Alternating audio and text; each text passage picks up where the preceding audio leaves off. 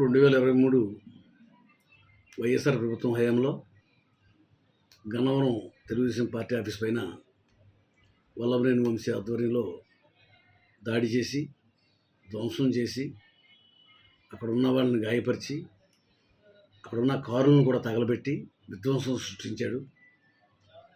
ఆ కేసులో సత్యవర్ధన్ వారందరిపైన దాడి చేసిన వారందరిపైన ఫిర్యాదు చేయడం జరిగింది. అందులో వల్లభనేని వంశీమోహన్ కూడా ముద్దాయి. తన కేసుని బలహీనపరిచేందుకు, కేసు నుంచి తప్పించుకునేందుకు కంప్లైంట్ ఇచ్చిన సత్యవర్ధన్ పైన కిడ్నాప్ చేసి అతని పైన హింసించి బెదిరించి వాళ్ళ కుటుంబ సభ్యులను కూడా బెదిరించి మ్యాజిస్ట్రేట్ ముందు తప్పుడు వాంగ్మూలం ఇచ్చేలాగా వల్లభనేని వంశీమోహన్ చేశాడు. దానిపైన సత్యవర్ధన్ కుటుంబ సభ్యులు పోలీస్ కంప్లైంట్ ఇవ్వడం జరిగింది. వల్లభనేని వంశీ పైన అతని పైన ఎస్సీ ఎస్టీ అట్రాసిటీస్ కేసు పెట్టడం జరిగింది. సత్యవర్ధన్ ఎస్సీ కులానికి చెందినటువంటి వ్యక్తి. అతన్ని బెదిరించి కిడ్నాప్ చేసి అతను పైన దారుణంగా దాడి చేసినందుకు గాను సత్యవర్ధన్ కుటుంబ సభ్యులు ఇచ్చిన కంప్లైంట్ మేరకు అతని పైన కేసు కట్టి అతను రాత్రి అరెస్ట్ చేయడం జరిగింది. చట్టాన్ని నుంచి ఎవరు తప్పించుకోలేరు. ఇవాళ రోజున వల్లభనేని వంశీ చేసిన మోసాలు, దుర్మార్గాలు చాలా ఉన్నాయి. నియోజకవర్గంలో మట్టి దోపిడీ చేశాడు. చాలామంది మీద తప్పుడు కేసులు బనాయించాడు.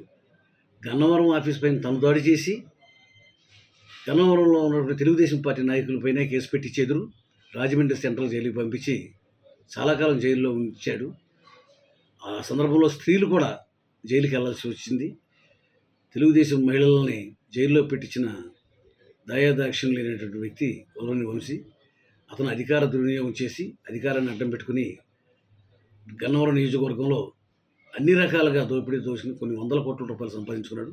అన్నిటిపైన కూడా చర్యలు తీసుకోవడం జరుగుతుంది. ఇవాళ రోజున అతని పైన చాలా కాలంగా అతను పరారీలో ఉన్నాడు. అతని పైన అన్ని విషయాల మీద కూడా ఎంక్వైరీ జరుగుతూ ఉంది. అన్నిటిపైన కూడా చర్య తీసుకోవడం జరుగుతుంది. చట్టాల నుంచి కూడా ఎవరు తప్పించుకోలేరు. ఈ బెదిరింపు ధోరణి ఎల్లకాలం సాగదు. ఇవాళ రోజున నీ పైన పోలీసు వారు తగిన చర్యలు తీసుకుంటారు. చట్టం తప్పనిసరిగా నిన్ను శిక్షిస్తుంది. ఇవాళ రోజున ఎంతో తెలివిగల అనుకుని లేకపోతే క్రిమినల్. నమస్తే ఫ్రెండ్స్, నేను మీ రూపిణి. మీ అందరూ చాణక్య ఛానల్లో వీడియోస్ చూస్తున్నారు కానీ వాటికి లైక్ చేయట్లేదు అండ్ సబ్స్క్రైబ్ చేయడం మర్చిపోతున్నారు. మీరు కనుక చాణక్య ఛానల్కి సబ్స్క్రైబ్ చేస్తే మాకు ఇంకా మంచి వీడియోస్ని, న్యూసెస్ని చేయడానికి మాకు మోటివేషన్ ఉంటుంది. Thank you and don't forget to subscribe Chanakya channel.